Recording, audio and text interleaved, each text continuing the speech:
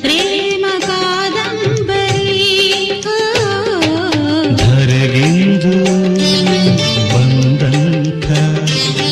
ಸೌಂದರ್ಯ ಸುರಸುಂದರಿ ಶ್ರುತಿ ಸೇರಿದೆ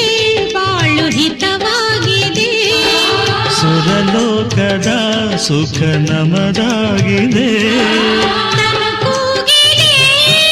ಮನ ಆಡಿದೆ ಎದೆ ಕೋಗಿಲೆ ಇದೋ ಹಾಡಿದೆ ಮನಸ್ಸು ಮನಸ್ಸು ಬೆರೆಯ ಬಾಳೆ ಸೊಗಸು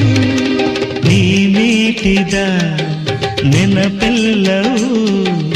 ಎದೆ ತುಂಬಿ ಹಾಡಾಗಿದೆ